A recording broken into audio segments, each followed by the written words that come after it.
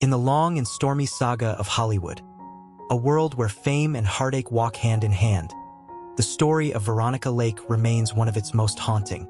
She was one of those unforgettable women, the kind who seemed sculpted from ice and moonlight, ethereal, remote, with that iconic cascade of hair veiling one eye and a gaze that hinted at emotional tempests beneath a glacial calm. She looked like a dream but lived like a flame devouring itself from within. Veronica Lake was born as Constance Frances Marie O'Keefe in Brooklyn in the year 1922. Her childhood was far removed from the glamour of the silver screen. She grew up in the working-class outskirts, the daughter of a petroleum company employee and a strong, no-nonsense mother from the middle class. Hollywood was not in their line of sight. But dreams, as it often goes, are not born of luxury. Her world changed forever when she turned 10. Her father was killed in a catastrophic industrial explosion in Philadelphia, a tragedy that splintered the family.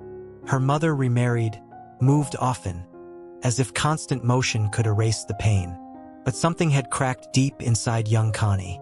And perhaps that's when her mother made a decision. If she hadn't made it out of the ordinary, then her daughter would. It became an obsession. Her mother grew increasingly controlling and driven, pushing Connie into acting against her own wishes.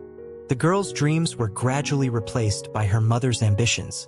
At the age of 16, the family relocated to Beverly Hills, chasing a mirage of stardom. Hollywood wasn't waiting for her, but it was always ready to consume.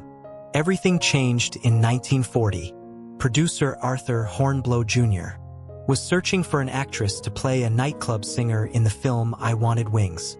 When he saw Veronica's screen test, a petite girl with a fragile face and a voice seemingly made for shadows and cigarette smoke, he knew she was the one.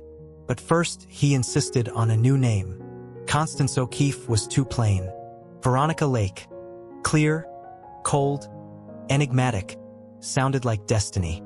Her eyes, he said, were as clear as a mountain lake. And the name stayed. The film made her a star overnight. Though she stood barely 5 feet tall, she commanded the screen with a presence that dwarfed everyone around her. Even before the premiere, she was hailed as the discovery of the year. Her look was bold and teasing, her voice like the whisper of satin.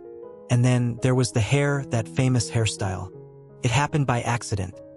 During filming, her hair kept falling over one eye. She worried it ruined the shot. But Hornblow saw magic.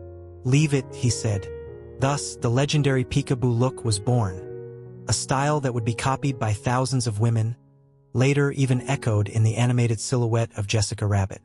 Audiences fell in love, but those behind the scenes often found her less enchanting. The young starlet was temperamental, unreliable, often clashing with directors. She was already being called a diva, not always with admiration. Still, the camera never lied. In the spotlight, she glowed. That same fateful year, 1940, Veronica experienced her first great love.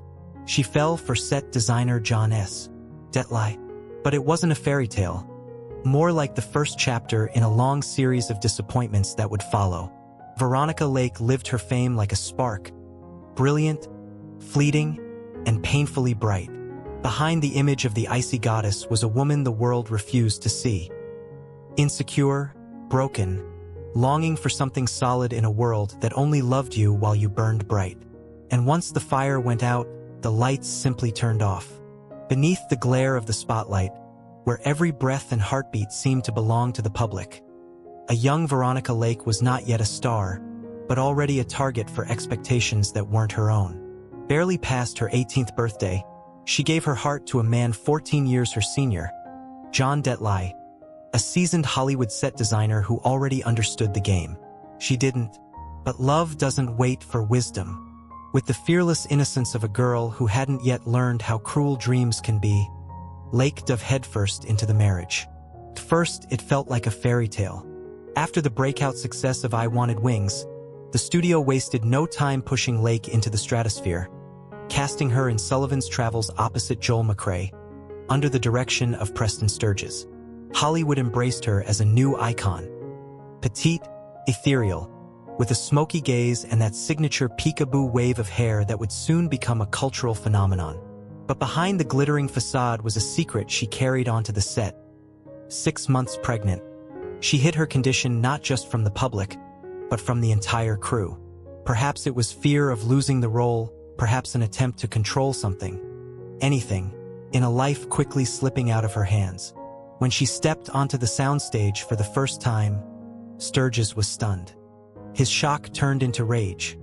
So intense that colleagues had to physically restrain him from lashing out at her.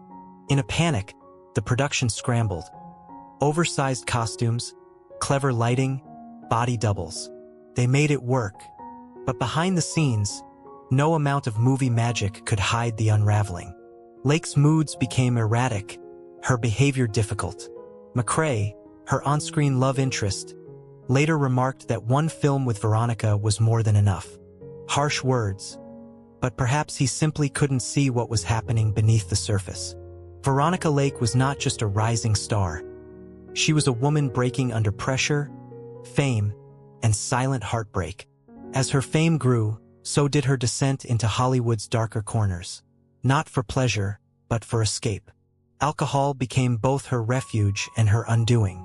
She arrived on set pale, hands trembling, her eyes hollow.